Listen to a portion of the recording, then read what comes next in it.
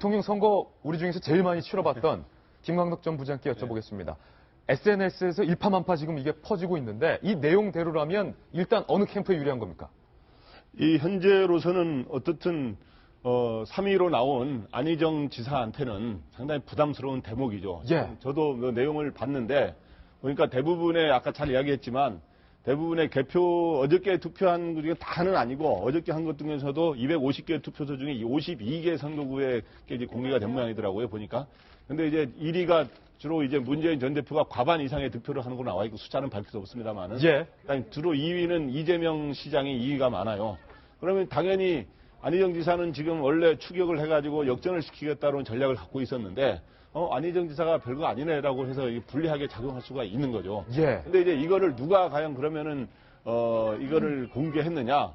그래서 제가 보기에는, 그래서 안희정 지사가 불리하기 때문에 안희정 지사 쪽은 아니지 않겠느냐라는 시각이 있을 수는 있는데, 예. 그것도 단정할 수는 없고요. 문재인 전 대표가 유리하니까 이거 2, 3위 쪽에서 흘렸다 그러는데 그러면 문재인 전 대표라든가 이재명 시장 쪽이냐 그럴 가능성도 있지만 또 하나의 가능성은 진짜 제3자가 그냥 의도 없이 그냥 단순 사고 단순 사고로 했을 가능성도 충분히 있어요. 예. 근데 분명한 거는 여기서 저는 최근에 우리나라처럼 여론조사라든가 이렇게 ARS 투표 이렇게 하면서 후보를 뽑는 나라가 거의 없어요. 사실 예. 이렇게 없는데 이번 어저께 같은 경우는 현장 투표 또 다른 방식이기는 한 현장 투표소입니다만은 미리 한 거를 나중에 권역별로 투표한 거하고 같은 날 예. 이렇게 공개하기로 했거든요.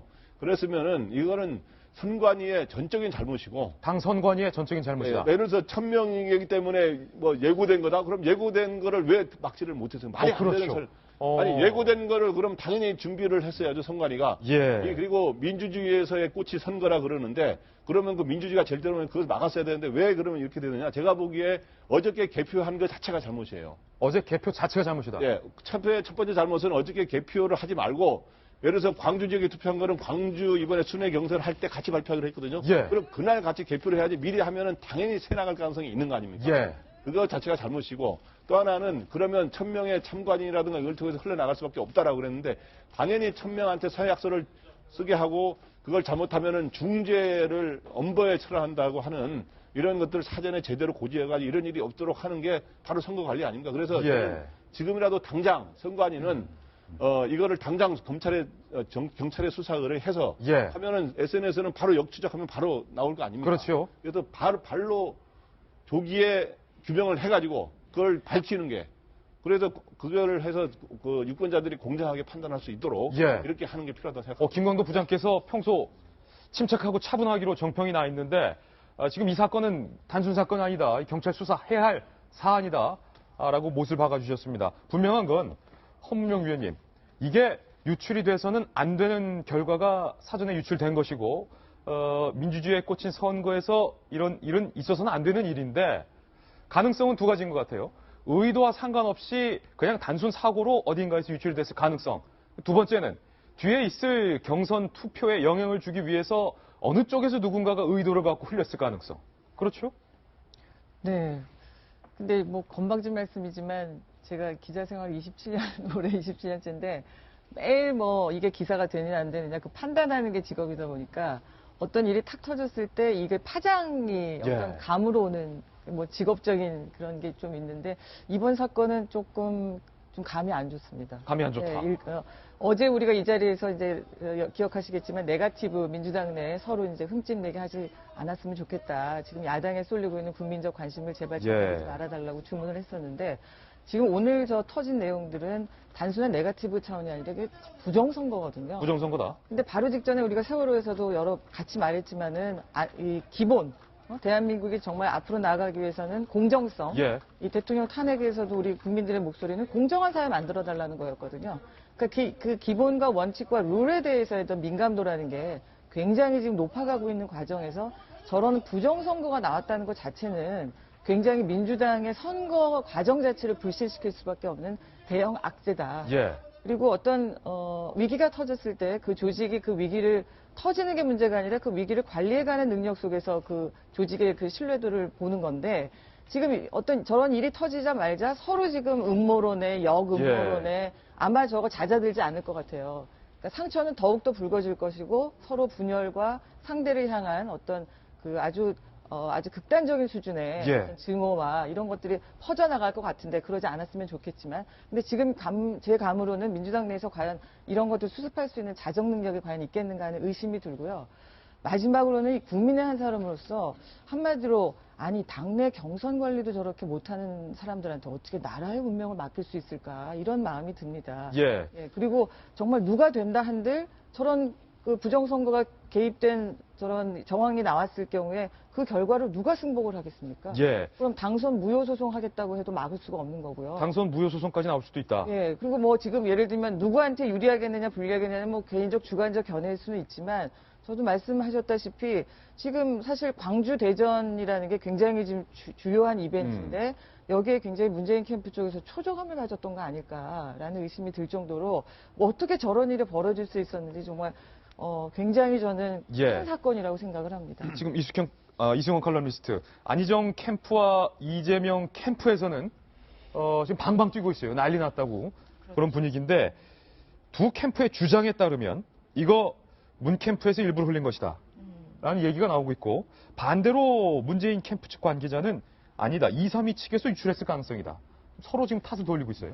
그렇죠. 그러니까 지금 저런 상황이 발생하면은 서로 탓을 돌릴 수밖에 없습니다. 왜냐면 우리는 아무 죄 없이 그냥 상대방의 어떤 음모론 때문이다라고 뭔가 어떻게 보면 이런 사건이 일어나면 그 기본 뭐 스텝 아니겠습니까? 근데 기본적으로 이제 이런 게 있죠.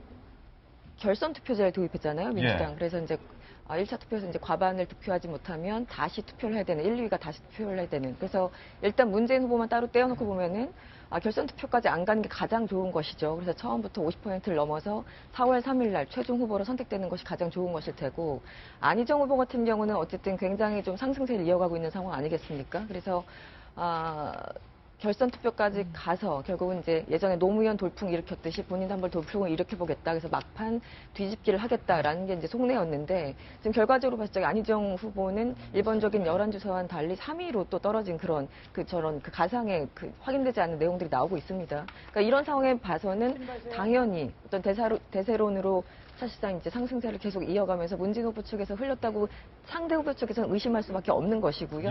문재인 후보 측에서는 오히려 이런 상황을 만들기 위해서 당신들이 유출한 거 아니냐. 그러니까 서로 이런 공방이기 때문에 사실은 진실은 아까 말씀하신 것처럼 수사를 해봐야지만 알 수 있는 겁니다. 이건 수사해야 된다. 빨리. 이런 논란을 막기 위해서라도. 저는 이제 기본적으로 아까 말씀하신 것처럼 우리나라가 지금 70년대, 80년대 그때 막 선거 바꿔치기하고 막 이랬던 정말 암울한 시기가 있었잖아요. 근데 지금은 사실은 그 정도의 시기는 아닙니다. 그렇다면 개표를 하고 박스를 보관하는 게 낫다라고 모든 후보들이 동의를 했다고 하는데 저는 그 전제 자체가 굉장히 조금 상식적으로 이해가 안 되는 부분이 있어요. 그거 하나 보관 못할 만큼 우리는 지금 세큐리티나 뭐 CCTV나 이렇게 얼마나 잘 돼 있습니까? 그런데 그거 못 믿어서 개표하고 다시 봉인해 두자? 이건 굉장히 조금 미개한 방법이 아닌가. 방법 자체가 좀 문제가 있다고 봅니다. 살짝 한마디만 하면요. 그러니까 예를 들어 어저께 투표의 유권자 구성하고 실제로 앞으로 순회 경선과의 유권자 구성이 사실 조금 달라요.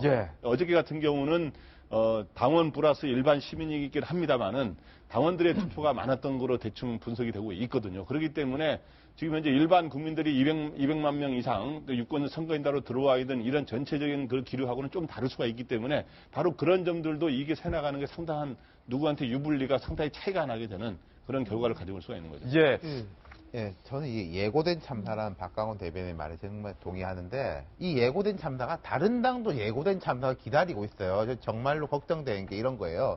지금 현재 객관적으로 당 세나 당의 관리 능력이 가장 뛰어난 곳은 민주당입니다. 다른 당들은 민주당에도 못 미치는 상황인데 예컨대 국민의당도 이제 뭐 내일 모레부터 현장 경선을 하는데 여기도 지금 예고된 참사가 있는 게 대리투표를 막아낼 방법이 없고 사후에 뭐 수사를 한다고 하는데 사후에 그 표가 섞여있는데 어떻게 수사합니까? 그리고 동원투표에 대해 가지고 규정 자체가 없어요.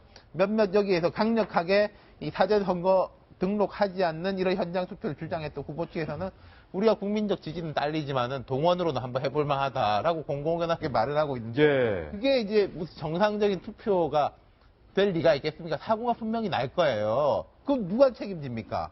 뭐 자유한국당 같은 경우에도 원래는 좀 분위기를 업시키기 위해서 현장 투표를 하려고 하니까 또 이제 태극기를 드신 분들이 김진태 후보를 과도하게 지지하는 게 넘치다 보니까 다른 후보들의 이 유세가 파괴가 돼가지고 또 룰 바꾼다고 하는 겁니까? 지금 당당마다 난리가 아니에요. 일단은 문제는 민주당에서만 현재 발생한 겁니다. 다른 당은 아직 유출이라든지 다른 문제는 발생하지 않은 상황이고요.